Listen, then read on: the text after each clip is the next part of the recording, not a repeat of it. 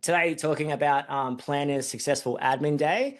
I'm going to give you guys some tips, tricks, and hacks. The biggest tip, trick, and hack is to find out where you function best.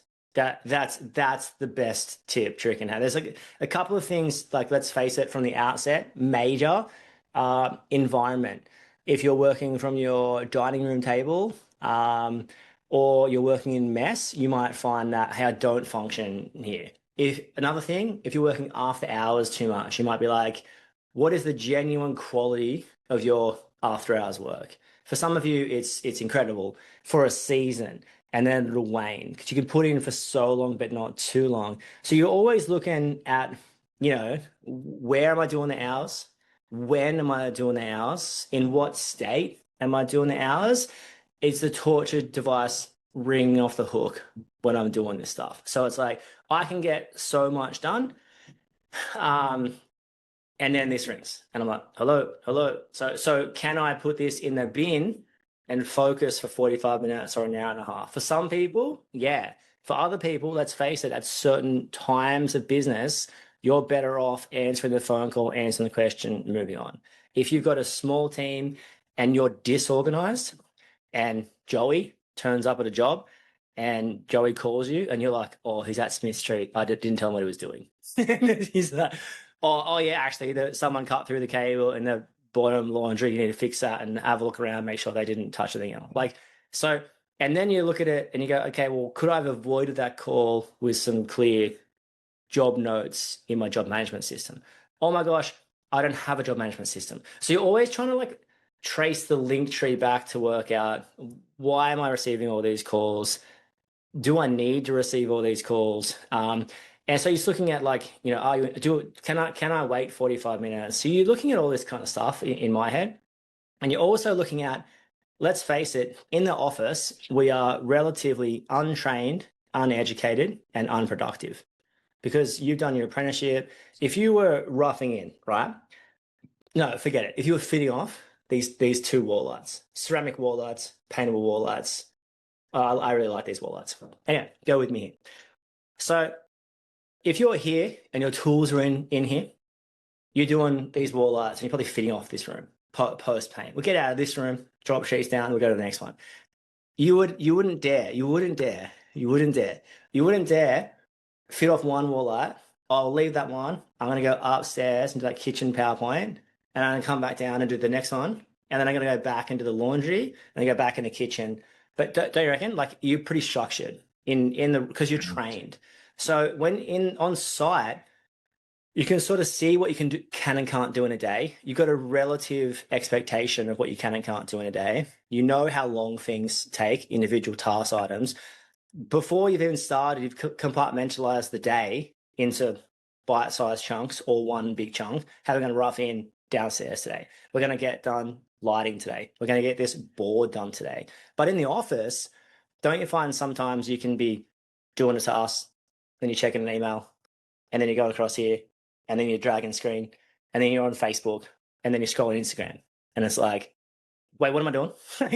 What am I doing? So what helps me is, and sometimes that's as simple as overbooking your day. So sometimes in the office, what can happen, and this is a classic case example. If you're behind in the office, you can double your time. So if it's 8 hours, it takes me 8 hours this week and I don't do it, and next week's going to be 16 hours. If I don't do that, it's 32. So the compound effect of not doing it. So don't believe me, try and chase up where you were for job notes and your team was December 1. It's not that long ago. How long is that going to take you? And then you start to realize, oh, I've got stuff in the job management system, stuff being text, stuff's been emailed. Oh, I've got to get back to that. So you're starting to work out. So you're always looking with curiosity, like, where am I going wrong? Sometimes with curiosity, it leads you to, oh, I was trying to get 20 hours of work done in an 8-hour day. Like, well, I was behind from the start. I'm fully doomed. There's no way. So what am I going to do? Nothing, because I'm stressed. And you're looking at this stuff. Or you look at something that throws you. So sometimes a phone call can throw. You ever had one of those phone calls that throw you? Someone calls you and there might be some bad news from someone. It might be some something you need to do for someone, and it just throws you. It throws your attention span. It throws your effort. It throws your mind, and you're like, so what I like to do is I think we've got to start taking a bit more control of our office time, working out what we can and can't do. When we work out what we can and can't fit into the box, we work out, well, if I can't get that done and someone needs to get that done, and then you work out, am I spending my time on the right tasks? We've got business owners earning lots of money reconciling. Like, it's a low ticket fruit, that one. So we're going to go through today some things to look at. And the best way forward for me, the best thing you can do is go on a time audit. So for 2 weeks, start to look at your days. And like, oh, I had a really good day that day. Why? So I like to look at the day. I'll show you how to do the calendar. But I like to look at the day going, like we'll split it into 15 to 30-minute increments, and then just work out how your day went, how your week went, and see when you were in a rhythm, when you weren't in a rhythm. A major component for me is going out. So you go out to site for half day, and then you go get a coffee. You come home, it's 11, have some lunch. And then by the time you get moving on something, you're organizing tomorrow. So what got done today? Did I really need to go to site for those 2 jobs? Did I really need to jump on the phone call to that person to complain? You know those friends you complain to? You just call and just chat, and it feels good, but it's not productive. It's like, did I actually really need to make that phone call? I'm not against friendships. Of course, I'm not against friendships, but when people are procrastinating, and there's no end to talking, right? Talking, you can just talk. Like, you talk so much. How hard's business? Oh my gosh, I had this stuff. And that's all good, well and good, until it's too much to handle. So I want to take some accountability for our time. But I'm going to show you guys. I'll just pull up my sort of, what's that called? Here we go. In your workbook, you're going to find down here, you're going to find an admin playbook. So click that. This is the mantra to live by. The money is made or lost in the office. This is just fantastic. It really is. Sometimes it doesn't matter how good you are on site. If you don't get back to the quote, you can't win it. You miss 100% of quotes you don't send. Don't you reckon? It's like, you can't win it. Also, just if I've quoted $2,000 for a week's worth of work trade apprentice, doesn't really matter how good they are. We've lost money on the job. Was it their fault? No, it was the officer's fault, my fault. So you see this is such a great little thing. I'm not going to get too far into this today. It's not about the session, but you see you got an admin task list. So you go through here. That's all the tasks need to be completed. Pretty cool. Then you've got down here, admin handover. So how do you go about handing your admin over? You work out, like, keep it simple, first and foremost. What needs to be completed, scheduling the time, blah, blah, blah. Here's some example days. You've got a part-time admin, or you're doing part-time admin, or you got your first part-time admin hire. It's a pretty cool little 10 to 20 hours a week. That's what a full-time admin should do. That's what a business owner operations manager should do. And you got, like, this is what I like to do. We're going to go through this in a second, and you can see you just get back to the top. So got some inspiration here, and a cool little thing you can do is, like, let's say invoice preparation. Well, this is a non-negotiable. I'm doing that at the moment. I'd like to get this off to an admin. It takes 8 hours a week, and it wasn't completed this week. So if you're consistently looking at green priorities, non-negotiable, with a red, not completed, that is a red flag. It's not good enough. But if you one thing I underestimated at the start, I was looking at, you guys been behind an invoicing before? It's a terrible feeling. It's a terrible feeling. I was looking at being behind in invoices, just feeling like I failed. And I was like, oh, I just failed again. And I was like, well, I can't get, at the time of handing my invoices over, it was taking 1 to 2 days to prepare and collate all the information and get it and check it and then send it and make sure everything was good. And I trace that back to the job note quality was pretty poor. Chasing the job notes was incredibly poor. Oh, my boys are here. Hey, boys. Want to say hi? Hi. School holidays. Wow, What are you guys doing? I'm not hiding any lolly. Basket. Oh yeah, there are some lollies in the basket actually. You can take 2 each. No, we're going up to take them up there. Okay, take them up there, but don't eat them all. Go. Love you. Need them all. Okay, hey, upstairs, but all right. I really wanted those lollies. Damn it. Okay, so I was looking at like I failed, and then you look at it, and I was like, this is someone else's job. Like, why am I trying to do someone else's job? Like, I need to hand my admin over, and my life changed completely when someone else was preparing the admin. It's complete change. So that's what a time audit is going to do. It's going to show you where are you spending your time, what are you spending your time on. What's the reality of someone else doing this? What do I need to do for someone else to get around this? So I'll give you a bit of a tour. So this is a fantastic, like I said, this is located down here, admin playbook, and all the jobs. It's pretty cool. Now, here's how I would encourage you guys to go about moving forward, right? We're going to set up a new calendar.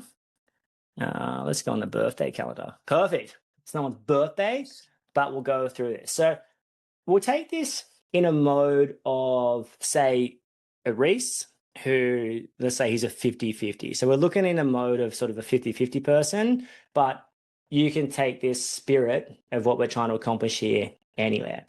So what I like to do is be like, a 50-50 person, someone who's part on, part off the tools. If you're ever wondering on a metric, if you're by yourself, you need a day in the office, which you might have to make up at night time or after hours because you're really busy. But busy is just a hiring indicator. And busy is subjective. Busy at what? 50 hours a week, 200 hours a week, 2,000 hours a week? All can be busy, all can be quiet. So is 70 hours a week really busy, or is it a hiring indicator? Is 300 hours a week, is it busy? Yeah, it might be. It might feel busy, or maybe we're understaffed. So there's a couple of metrics you need to look at there. But let's just say we're going to go billable. Let's just say, what do people work these days? 7 till 4. So billable. So set my schedule up. There's billable. Where'd that go? What the hell? Oh my gosh. I'm going to set a new calendar up.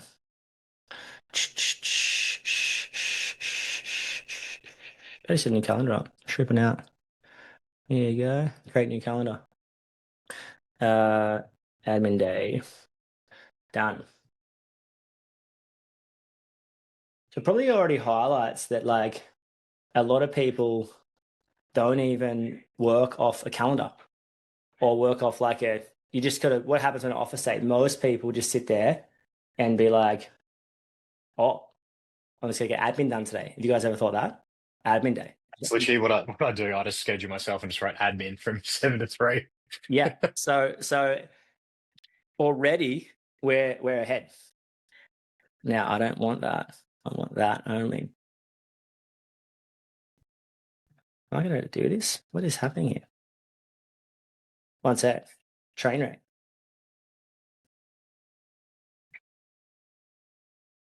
Okay. Save. Oh, there you go. Cool. We're on. So I'm going to go billable here. And then we're going to go 8 till 4. So that's when I know I can get my hours in. 8 till 4 is probably 7 till 4, right? What time do you guys work? Yeah, 7 to Yeah. 7 till 4. So that's where I'm going to go and get some site work done, right, on those 2 days. Here's the overarching thing. If you're out, you're out. If you're in, you're in. That's the best rules you can abide by. If you're out, stay out. If you're in, stay in. Now, Monday, I might be like, I'm going to book my overarching theme. So green theme. This is office. And I'm going to repeat that for here. So green is the overarching thing that we can start to book things in. So if you are, so now I know that's my theme. In the office, Monday, Wednesday, Friday, and I'm billable. So you can book jobs over the top of that, or you book jobs in your job management system over the top of that. Now, of this, one thing I'm really going to need here, this is the most underrated hack in anything in admin day is basically I want to get set up. So if you can look at this is going to happen. Custom Monday, Wednesday, Friday. Every major admin day should come up with a setup and a pack down. Now, what do I mean when I say setup and pack down? I'll get to that in a second. Basically means, you ever felt behind before you start on an admin day? It's like, I'm going to invoices, and you just feel so behind because it's like 9 o'clock and I haven't started with invoices. This is going to give us some breathing space. Setup. I'm gonna check some emails. I'm gonna make a couple of phone calls, make sure everyone's got the right sort of situation. Everyone's on top of everything. I'm gonna preempt some conversations that might need to happen and call. So just basically get set. I'm gonna plan my day, make sure I'm doing the non-negotiable stuff. Have you ever sat in an office day knowing that something had to get out, and all of a sudden you're working on something else? So it's like, how does that happen? Because if that was on site and the bathroom was getting sheeted tomorrow, you would never be roughing in upstairs. You would be in the bathroom. So it's like, you got to work out what's going on at this point. Pack down is ordering materials for tomorrow, making sure the schedule looks good for tomorrow, making sure everyone knows where they are tomorrow, checking in with people. That's just like making sure all the emails been responded to, all this kind of stuff. You need to set up and then pack down. It's usually between 30 and 60 minutes. 30 minutes you could probably suffice, but I like to give myself a little bit of a buffer there. So is that making sense already? You guys probably already relieved a little bit from a setup pack down. Generally speaking, you can get 5 to 6 of an 8-hour day, 5 to 6 hours of stuff done in an 8-hour office day. You're never going to go 8 for 8. It doesn't work like that. It's just there's too many unforeseeable and variables. Now, at this person's business, this is probably a close the week. Now I want to get into this for a sec. So this is our theme, close the week. So what does that actually mean?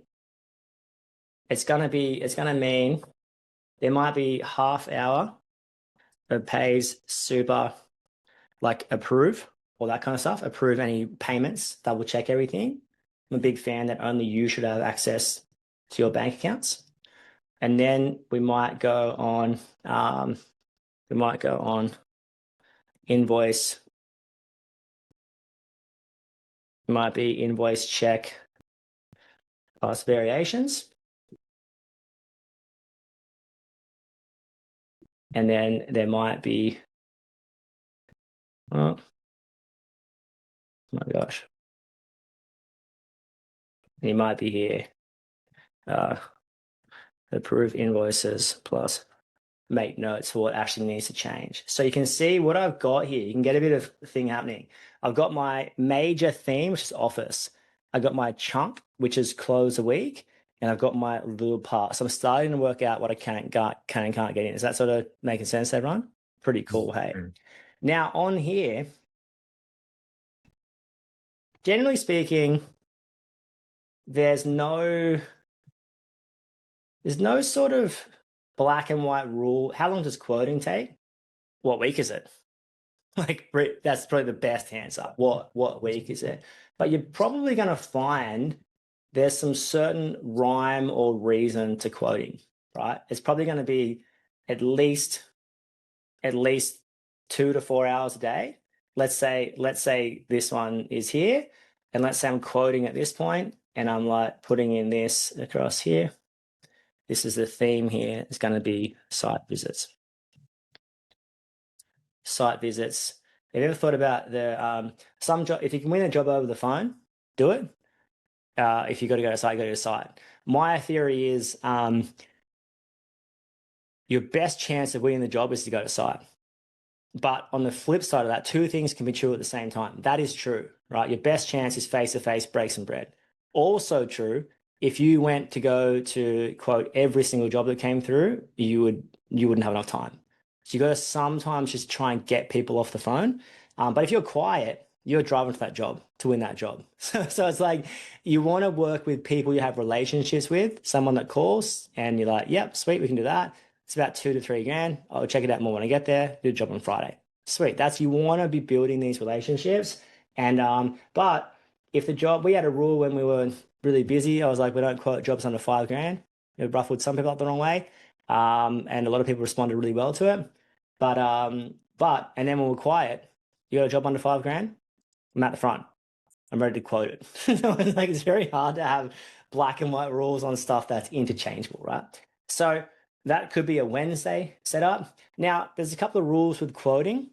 You guys might have heard me talk about this before. If you're quoting, it's either on time or on site. Now, if you've got a quoting day that you're driving around and you're backing back the jobs out, back, try and get the quote out in the driveway or go to a cafe and smash it out because it's fresh in your head. Have you ever gone to 4 to 5 jobs in one day to quote it, thought you're going to get the quotes done in the office this afternoon? What's happened in the office? Life's happened, business has happened, emails have happened, phone calls have happened, and your best effort to get that quote back is thwarted. Now the quote you said was going to be this afternoon is now weeks or 2 weeks away or 3 days away. Now when you quote the job, you win it, and you get there and you're like, oh my gosh, I forgot I had to do that obscure bespoke thing here. I forgot about it. Now I've quoted it and I can't add it on because I've already been here and looked at it and I forgot. Have you ever done that? Most people have done something very, very similar to that, or you've forgotten so if you can get the quote out, just get it out done. So you can kind of see what we're doing here. On this quoting, let's say I like to set timeframes for this. So you might have job 404. Let's say it's a new build. Because if you don't set times to it, you're just gonna, how long does a new build quote take? Probably takes, like, if you properly set up ground plan, probably takes an hour once you've got the questions for that. You might have, you know what, I've got to draft the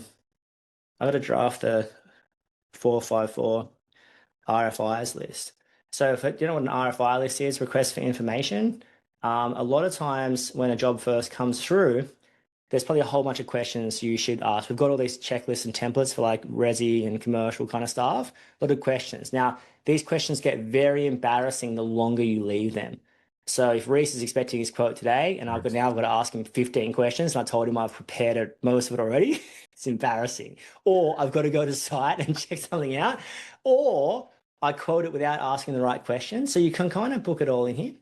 Then you can go, hey, we also need at this point, you can book in. See, here's the thing. A lot of times you think you're really busy, but it's just like, this might be a MSB upgrade. And now sometimes when you're doing the same things multiple times, first and foremost, you should know roughly how long things take. Secondly, you're going through this going like, oh my gosh, I just need to build some scripts and I'm sending the same made switchboard quote on repeat. I'm doing the same upstairs renovation. So basically get your big theme, get your chunk of time and then start booking it in. In here, it depends on what stage of business you're at. You might have, phone calls plus emails. My advice is with emails, I would shut it down on the screen, or social media, shut it down on the screen. Ironically, to the trained eye, Instagram is open here and my emails are open here. So, and I'm running a session. Very, very funny to talk about now. But like, I'm not checking them. Let's say I'm undisciplined. I'm just looking, scrolling, checking things. You basically work yourself out. You work out what boundaries sort of you need. But like, try and book everything and get your big chunks and then go book in from there. Is that making sense how to book your quotes in? So you're actually physically booking your quotes in. Book your quotes in like this. It's really important. This one, you might have a monster. You might be like, I need all that job on the high-end resi or the commercial one or something like that. Now, when you come back to reflect on your week, and let's say we reflect on this together, and I'm like, hey, you're spending all this time quoting and you've got no work. And you're like, oh, I'm quoting off estimate one. I'm quoting with no relationship. Oh my gosh, like, what are we doing here? Like this, if you got to, maybe we need to get some rules in place. You can quote a job 3 times someone. If you don't win it, you move on. So we can't just now throw our time out the window. We've got to work out where our time is going. And then you book your site visits into here. You might allow every site visit. U8, Stewart Street. And you can sort of roll through like that. So I like to get super organized so I can work out what's working and what's not working. And the cool thing is, if you only if you're billable here, you're only a day away from office and you're only a day away from site. So it's nice if you're getting that structure, it's nice to go 1, 1, 1, 1, 1. So the best way forward is 4 days on, 1 day off. That's the ideal way forward. Get your admin done in work hours. After that, you go 3 days site to office. After that, you go 3 office, 2 site. And then you go 4 office and just pick up the pieces and then you're full time. That's the sort of rough trajectory. Every tradie gets you 1 day back in the office. But that's what I like to do. And you might have, hey, another chunk here is going to be certification. And then actually we'll put that as purple. It's a chunk. And you can book in. Sometimes you can feel so overwhelmed, but it's like for a 15-minute smoke detector certificate or a CCW or something like that. And then you might look at this and be, you might look at this one and be, I'm going to be coding plus reconciling, right?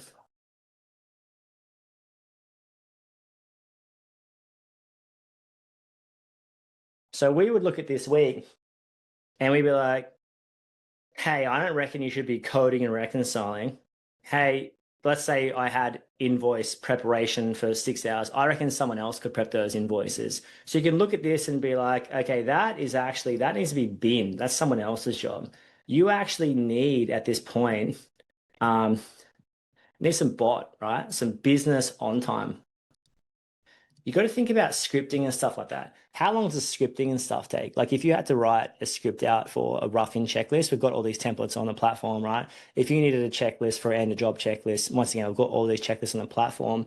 But a lot of times you can do a script, you can do a template, you can do lots of things in 30 to 60 minutes.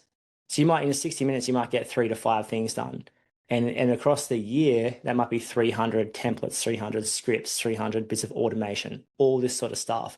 So it's really, really interesting to schedule and book in that business on time. We're actually going to introduce source day. Once a month, we're going to have source day. Anyone know what the source day entails? Basically, nonners get there and make source for the future, right? Source day. So we're going to have source day once a month for 3 hours where we're just like, we catch up like this. Hey, Nick, what are you going to do? Hey, Reese, what are you going to do? Hey, Tom, what are you going to do? You go and do your biddings, camera on, punk rock on, Britney Spears on, don't care what you do. And then you come back, yeah, whatever on, whatever's on, right? Maybe we'll put some communal music on, all good. And then at the end of it, we catch up and so you go, I'm going to build this, this, this, and this on the business. That's where the magic happens. When you build those things you build once that you've got forever. Greatest example is any sort of integration between account up software like Ground Plan into your job management software.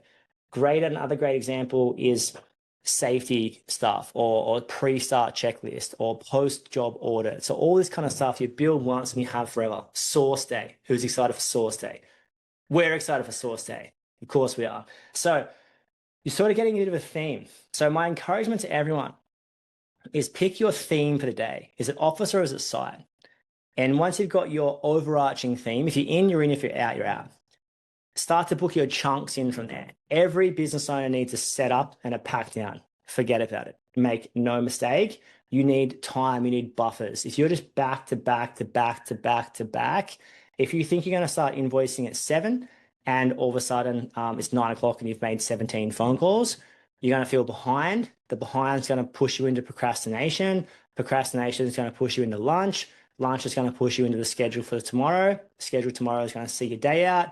All of a sudden, you're 8 hours in and you haven't achieved what you wanted. So at the start of the setup, you can be like, well, here's what I want to get done today. Here's what's expected of me today.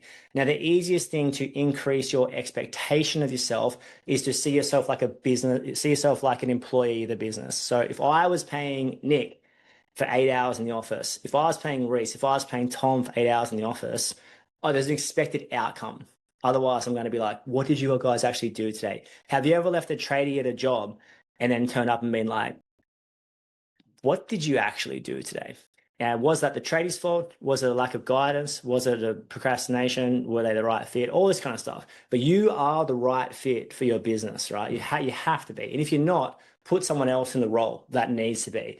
But you've just got to have high expectations of yourself, and things have got to frustrate you. Like if things aren't right, they've got to frustrate you. So if you're chasing job notes up from emails and job management softwares and text, you're chasing variations up from 5 different pathways. If you've got if you didn't get paid something because something wasn't signed properly, all this stuff, look at the result.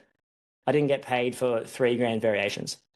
What happened? Or my invoices were 3 months late. Oh, that sucks. Or what happened? Or actually, I got lost in the ether somewhere. Oh, what happened? I didn't have that 2-second conversation with someone. Okay, so I used to think about this. If I didn't get paid variations and it was my fault, and everyone who's run a business can relate to the fact you just didn't talk about it properly. And I was like, well, let's say it was a 3 grand variation. It would have taken me 2 sentences to communicate.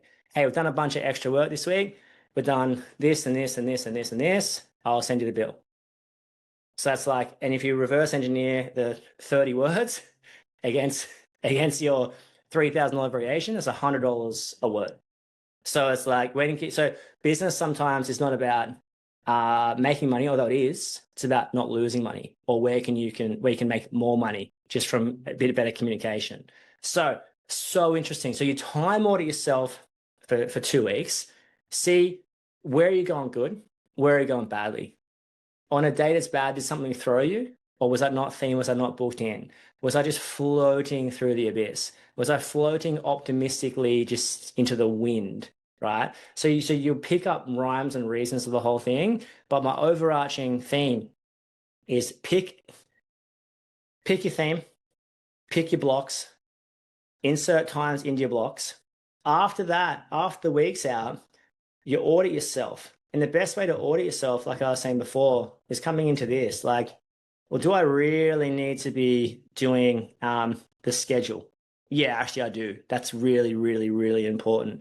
And then you go, okay, sweet. Well, I didn't do the schedule, and we keep sort of turning up to places not organized. I'm gonna need 2 hours on a Friday for that.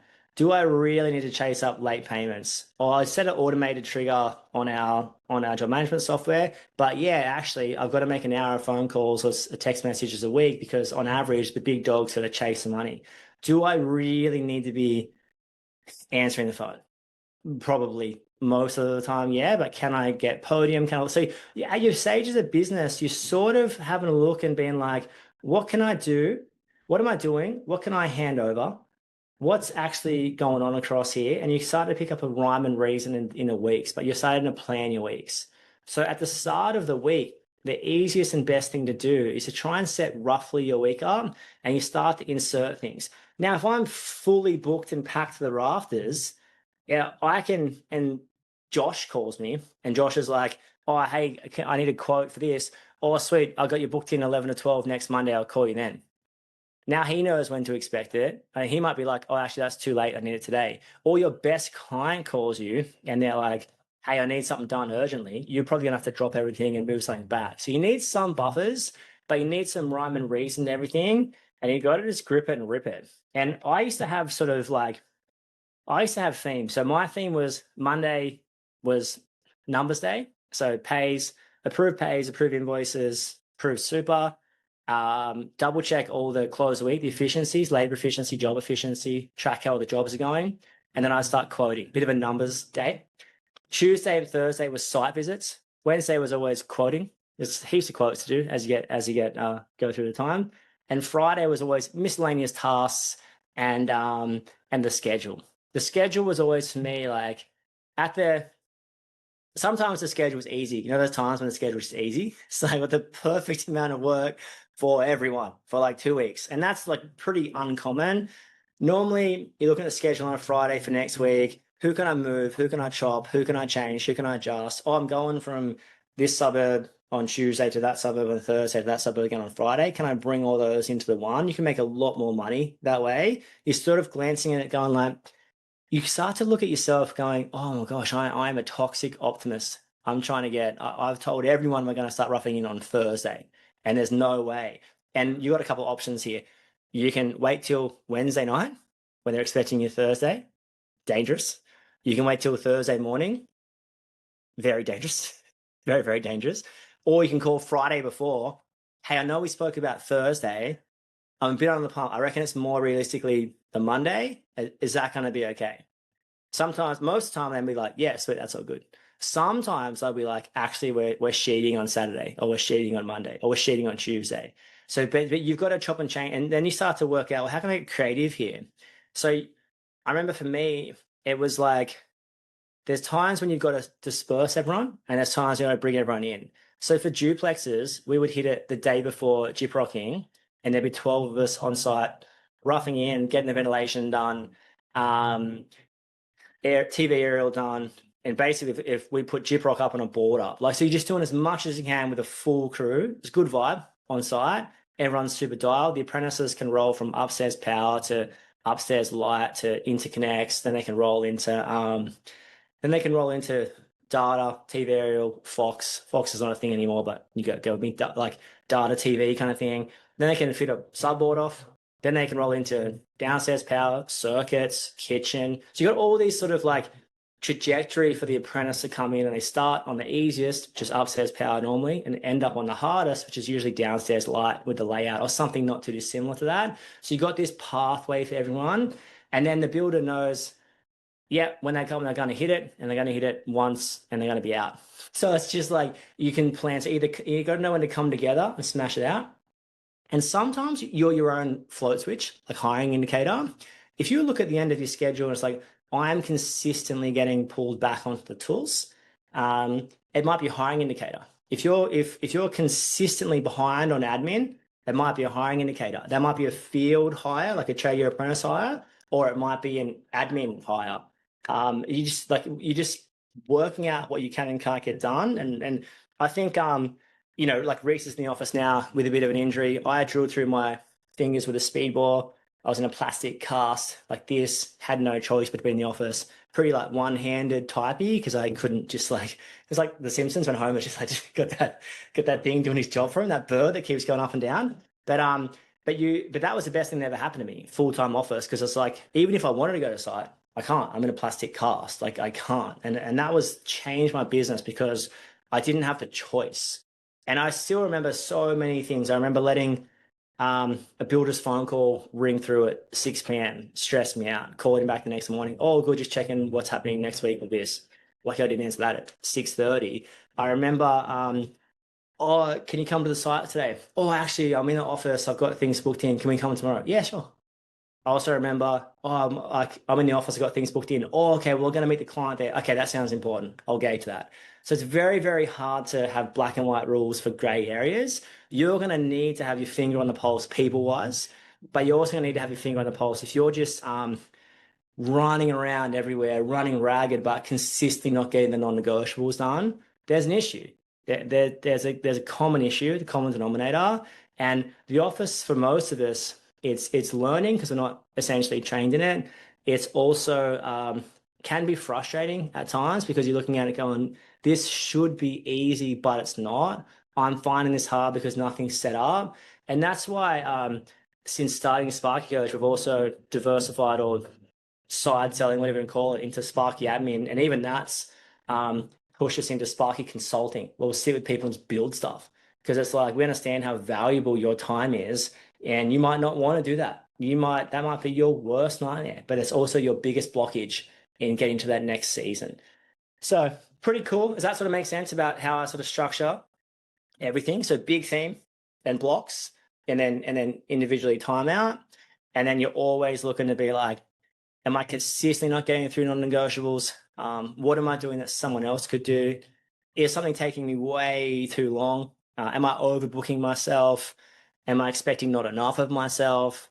Am I expecting too much of myself? All that kind of stuff. Bit of almost like a spiritual, holistic journey the office is. Any questions you would like to ask?